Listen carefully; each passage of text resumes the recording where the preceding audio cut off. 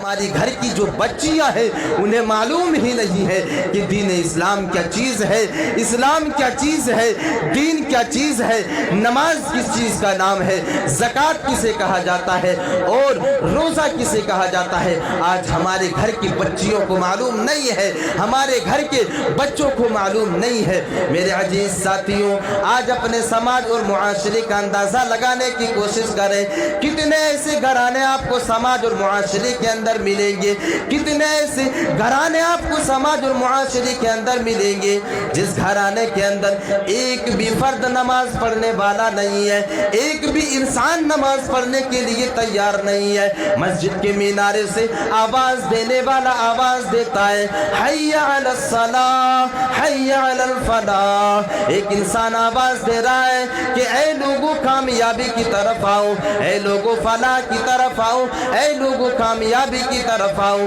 لیکن ایک انسان کامیابی کی طرف آنے سے انکار کر رہا ہے۔ میرے عزیز ساتھیوں، اگر ہم اپنے گھر کے اندر دینی ماحول میں اپنی بچیوں کی پرورش کرنا چاہیں تو کیسے کر سکتے ہیں؟ آج تو ہمارے اندر خود جو ہے بے دینی پھیلی ہوئی ہے، ہم خود بے نمازی ہیں، ہم نماز ہی نہیں پڑھتے ہیں۔ میرے عزیز ساتھیوں، اسی لیے تو اللہ تبارک و تعالی قرآن مجید کے اندر کہہ رہا ہے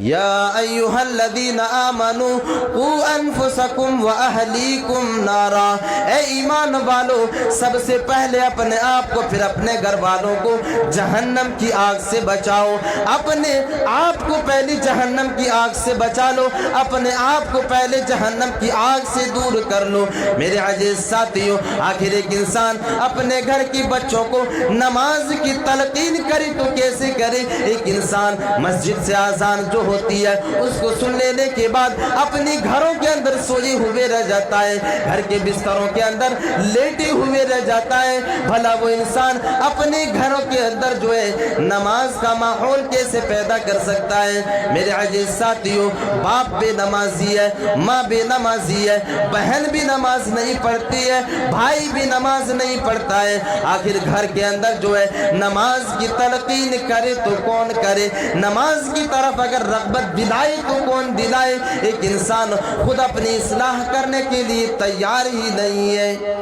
ایک انسان خود اپنی اصلاح کرنے کے لیے تیار ہی نہیں ہے، بھلا وہ اپنے گھر کے اندر دینی ماحول کو کیسے پیدا کر سکتے اور اپنے گھر کے لوگوں کو نماز کی طرف کیسے بلا سکتے؟ میرے عزیز ساتھیوں، ایک ریزن یہ ہے کہ آج ہمارے گھروں کے اندر جو بے دینی پھیلی ہوئی ہے اور اسی بے دینی کی وجہ سے آج ہمارے گھر کی بچیاں اور ہمارے گھر کی لڑکیاں آج جو ہے اسلام کو چھوڑ کر کے مرتد ہو رہی ہے اور ارتداد کے فتنے کی شکار ہو رہی ہے۔ میرے عزیز ساتھیوں، اگر ہم اور آپ ارتداد کے فتنے سے اپنے معاشرے کو اور اپنے سماج کو بچانا چاہتے ہیں، اپنے سماج کو روکنا چاہتے ہیں، تو میرے عزیز ساتھیوں، اللہ کے نبی صلی اللہ علیہ وسلم کی اس حدیث کے اوپر غور و فکر کرنی ہوگی جس حدیث کے اندر اللہ کے نبی صلی اللہ علیہ وسلم نے فرمایا کہ ایک انسان کی مثال ایسی ہے جیسا کہ ایک اونٹ ہو اور اس اونٹ کی ناک میں نکیل ڈال دیا گیا ہو۔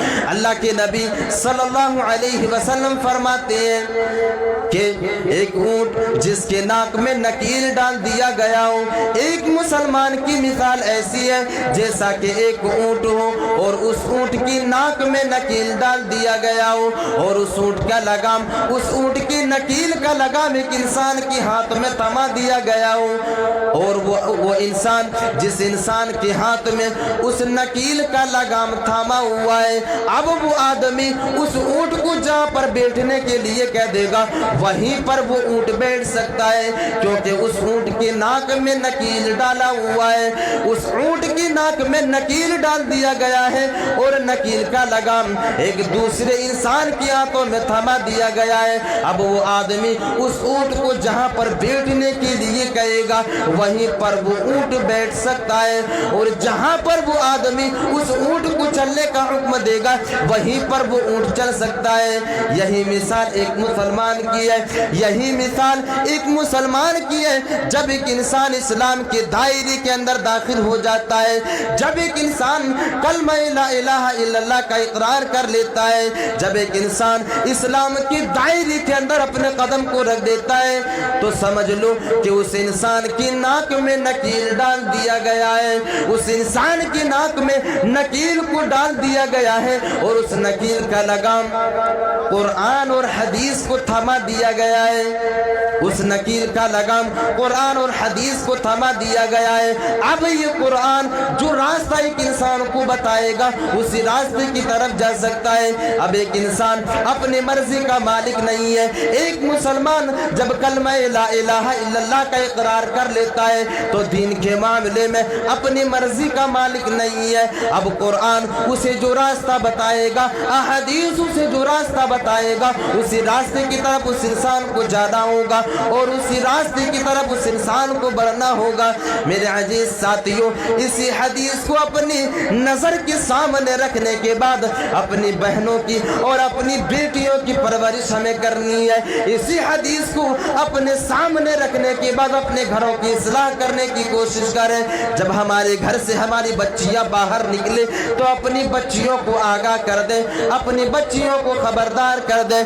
ऐ मेरी बेटियों, हम तो इस्लाम को मानने वाले हैं, हम तो मुसलमान हैं, हम तो कलमा ला इलाहा इल्लल्लाह का इकरार करने वाले हैं। हमारे नाकों में तो समझो नकील डाल दिया गया है। हमें जो कुरान रास्ता बताए हमें उसी रास्ते के ऊपर चलना होगा और उसी रास्ते के ऊपर आगे बढ़ना होगा। जब हमारी घरों से हमारी बेटियां बाहर निकले तो अपनी बेटियों को तलकीन करें, अपने घर की बच्चियों को तलकीन करें, ऐ मेरी बेटियों सुन लो, तुम मुसलमान हो, तुम एक मोमिना औरत हो और तुम्हारे लिए कुरान ने एक रास्ता बताया है, तुम्हारे लिए कुरान ने एक फैसला कर दिया है कि इस्लामी शहजादियों, जब तुम अपने घर से बाहर निकलो तो अपने चेहरे के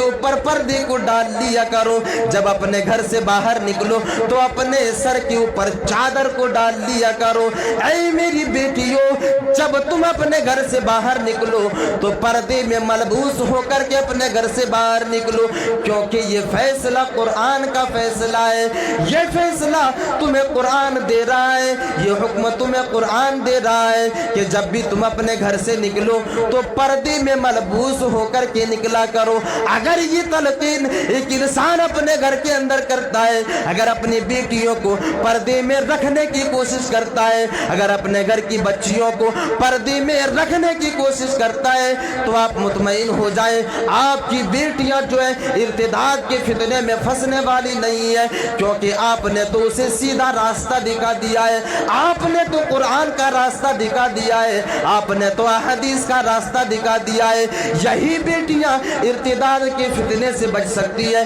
क्योंकि हम उसे कुरान का रास्ता बता रहे हैं, हम उसे कुरान का रास्ता दिखा रहे हैं। मेरे अजीज साथियों, यही मामला घर की नौजवानों के ऊपर भी आयद होती है, यही मामला घर के नौजवानों के ऊपर भी आयद होती है। आपके घरों के अंदर नौजवान है, आपके घरों के अंदर ऐसे बच्चे मौजूद हैं जिसकी उम्र अभी 15 साल है, जिसकी उम्र अभी 18 साल है, जिसकी उम्र अभी 20 साल की है। मेरे अजीज साथियों और बुजुर्गों, अपने घर की नौजवानों को सुधारने की कोशिश करें। सुनने में तो यहाँ तक आया कि आज मुआशरे के अंदर अक्सर नौजवान सट्टेबाजी जैसे एप्लीकेशन के अंदर मुलविस है। आज मुआशरे के अंदर, समाज के अंदर